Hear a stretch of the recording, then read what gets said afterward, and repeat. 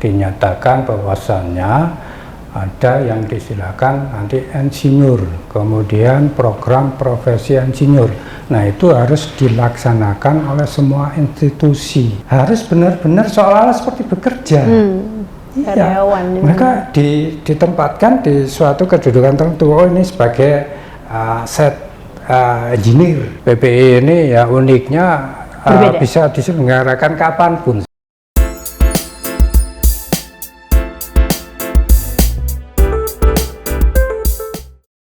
Hai Cakramania, berjumpa lagi dengan saya Prita sebagai host di Cakraloka kali ini. Hari ini kita akan membicarakan anak kecil, maksud saya adik bontot prodi terbaru di Universitas Negeri Malang. Sudah hadir bersama saya di sini Ketua Program Studi Program Profesi Insinyur, ya Pak? Ya. Bapak Insinyur Edi Santoso MC. Gimana kabarnya Pak? Baik, alhamdulillah. Alhamdulillah, sehat ya Pak? Sehat. Tanpa berlama-lama, tolong Pak, kami didongeni gitu. Gitu. Program Profesi Insinyur ini apa sih Pak? Iya. Oke, sebelumnya salam cakrawala. Jadi program profesi insinyur itu sebenarnya adalah amanat undang-undang ya. Jadi kalau kita merujuk ke undang-undangnya, Undang-Undang Nomor 11 Tahun 2014 tentang keinsinyuran. Nah, di sana itu sudah jelas sebenarnya ya, dinyatakan bahwasannya ada yang disilakan nanti insinyur, kemudian program profesi insinyur. Nah, itu harus dilaksanakan oleh semua institusi ya, termasuk Universitas Negeri Malang ya. Nah, sekarang apa sih sebenarnya PPI itu ya, program profesi insinyur ya. Jadi program profesi insinyur ini sangat unik ya, benar-benar berbeda dari prodi-prodi yang lain ya. Nah, perbedaannya apa saja ya? Jadi yang pertama nanti dari calon mahasiswanya ya. Jadi calon mahasiswa PPI program profesi insinyur itu adalah semua sarjana ya, S1 ya, terutama yang dari bidang keteknikan. Dari yang lain nggak bisa tapi ada persyaratan khusus gitu ya. Jadi ini dari teman-teman dosen juga mau nambah gelar juga nih. Saya mau nambah, nanti gelarnya kan insinyur gitu ya, dapat tambahan insinyur. Kalau sekarang dari sarjana teknik itu kan ST ya. Betul. Nanti begitu melanjutkan ke ini PPI ini, kemudian lulus dapat tambahan gelar lagi insinyur di depan. Di depan. Ya, kalau insinyur itu kelihatan keren ya, dibandingkan dengan ST. ST nggak keren. Sudul ya, Pak ya. Ya, dulu kalau saya lulus S1 tahun 93 itu masih dapat gelar insinyur gitu ya. Tapi itu tidak resmi. Kalau resminya ini adalah sekarang karena sudah ada undang-undangnya tadi yang nomor 11 ya. Nah, keunikan tadi yang saya ceritakan, yang pertama adalah dari mahasiswanya ya. Nah, dari mahasiswanya itu yang diutamakan adalah dilihat gelar S1-nya, sarjananya.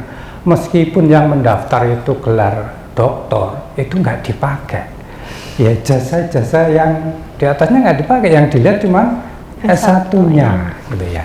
Nah, kemudian S1 itu yang bagaimana gitu ya, nanti ini kaitannya ada pada jalur masuk ke PPI ini. Jadi ada dua nanti. Yang pertama adalah jalur reguler, kemudian yang kedua jalur RPL. Nah, yang reguler ini yang bagaimana? Nah, reguler ini adalah jalur yang diperuntukkan untuk mahasiswa fresh graduate, tapi yang lulusan S1 teknik murni, gitu ya. Nah, untuk UM ini kan memang dulu peralihan dari IKIP kemudian ke universitas, sehingga keteknikan, bidang keteknikannya kan terbatas ya, tidak seperti di Brawijaya atau yang lain. Kalau di Brawijaya itu kan ada pertanian, perikanan, ini bisa masuk nanti mendapatkan gelar insinyur. Tapi khusus di UM ini kan sekarang masih terbatas pada teknik sipil, elektro, mesin, ya, industri. Nah, nanti ada prodi baru yang lingkungan, nanti secara bertahap akan masuk ke sini juga. Ya, nah tadi kembali ke syarat itu yang reguler. Yang pertama adalah sarjana teknik, ya.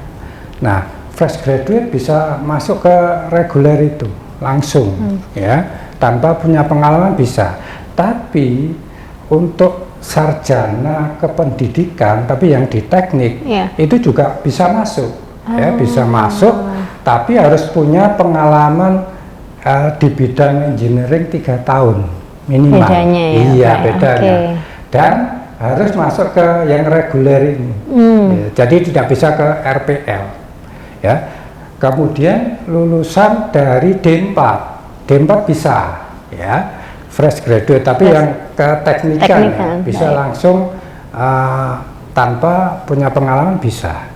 Jadi intinya untuk yang reguler ini, untuk yang teknik murni, S1 teknik murni itu bisa langsung mengikuti yang reguler. Nah, kalau yang kependidikan teknik itu reguler bisa, tapi harus punya pengalaman dulu. 3 tahun di bidang teknikan, engineering, keteknikan. Itu termasuk mengajar itu atau di luar itu, Pak? Di luar, karena ini profesi, ya, profesi. Ya. Karena ada insinyur ini tadi, ya, namanya program profesi insinyur. Kata-kata profesi ini yang mengikat, gitu ya. Jadi profesi insinyur keteknikan, engineering, ya, bukan profesi dosen, bukan itu ya, berbeda sekali ya. Nah, kemudian jalur yang kedua adalah jalur RPL. Ya. Nah, tadi yang sarjana pendidikan, ya, teknik itu tidak bisa masuk ke RPL. Jadi dia harus ke reguler. Nah, reguler itu tadi kan masa belajarnya adalah 2 semester. 1 tahun berarti. 1 tahun. Kalau yang RPL itu hanya 1 semester. Hanya 6 bulan. Jadi 6 bulan bisa langsung lulus, ya. Bahkan kalau si nanti mahasiswanya itu punya pengalaman yang banyak, kita nanti proses penilaiannya kan begitu mereka diterima, mereka mengisi form, melengkapi, ya, pengalamannya, ya, biodata pengalaman diisi. Nah, nanti kalau mereka mempunyai pengalaman yang lengkap, itu bahkan bisa langsung lulus, dinyatakan lulus karena sudah terpenuhi semua, ya, sesuai dengan penilaian itu yang RPL, ya.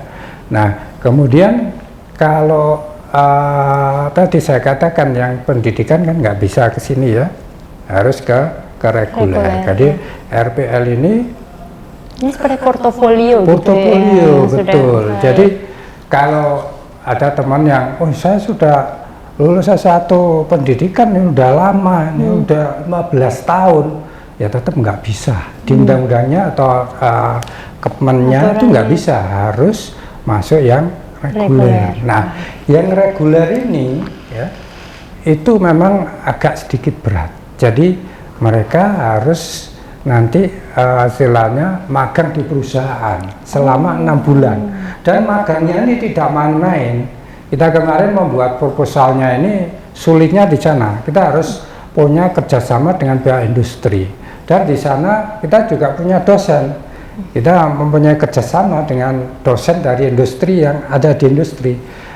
Jadi nanti bagi yang ini, ya, yang reguler tidak usah khawatir nanti saya harus mencari, ya, mencari magangnya di mana. Kita sudah menyediakan, ya, makanya SPP-nya kan beda. Tapi sudah enak gitu ya, Pak. Ya, di sana dosennya juga sudah ada. Nah, 6 bulan beratnya itu, ya, 6 bulan dan di sana harus benar-benar seolah-olah seperti bekerja. Iya, mereka ditempatkan di suatu kedudukan tertentu. Oh, ini sebagai engineer, gitu ya.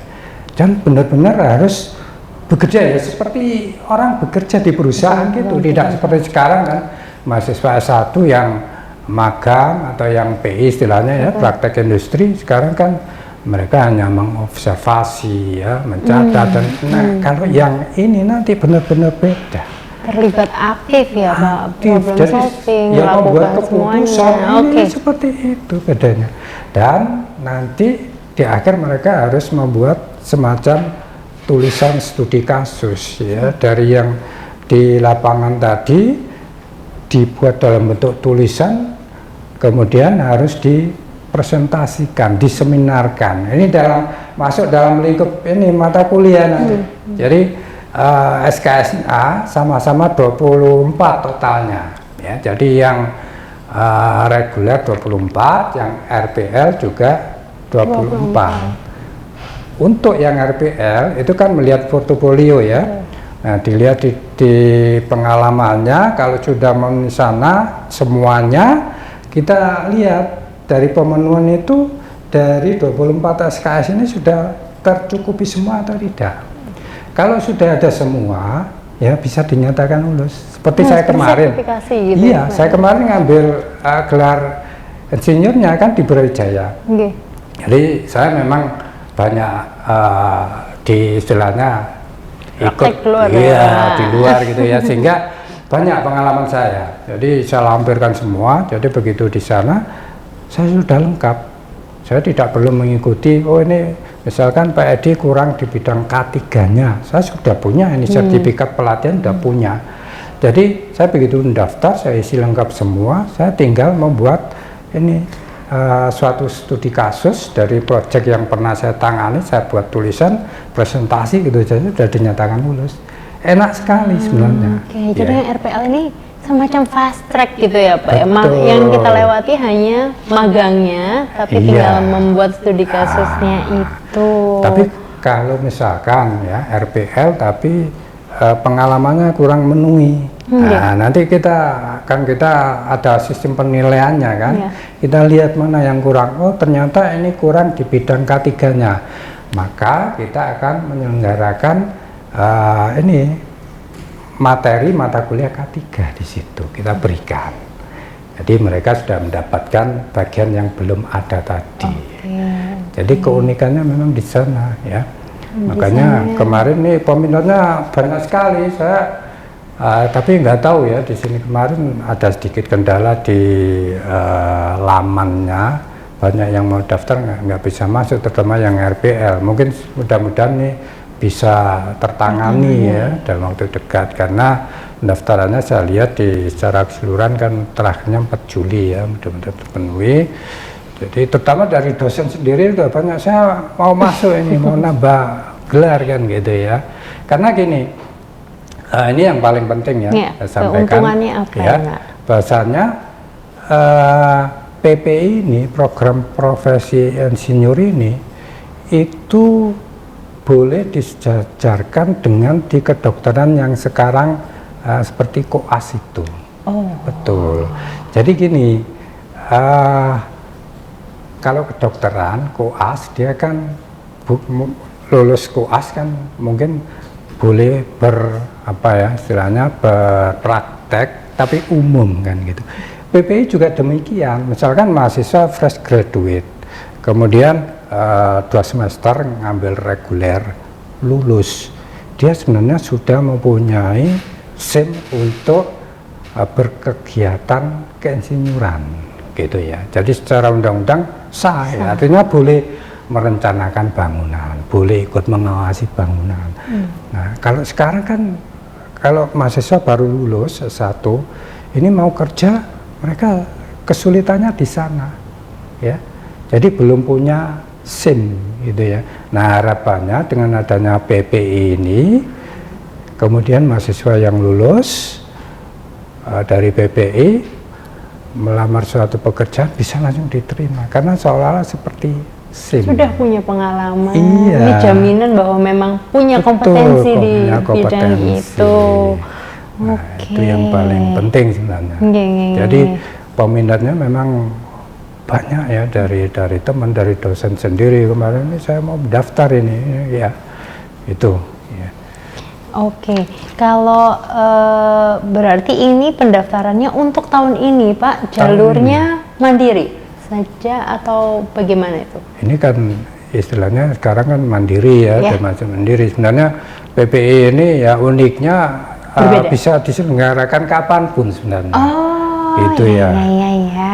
Kadang seperti di tempat lain itu juga demikian, terutama yang RPL ya. Tapi untuk yang reguler itu harus mengikuti, karena kalau reguler itu ada kuliahnya ya di ruang gitu ya, di ruang kelas. Tapi kalau yang RPL itu ada yang secara daring, ada yang nggak ikut sebenarnya. Kalau sudah terpenuhi semua kan nggak perlu ikut. Iya, betul.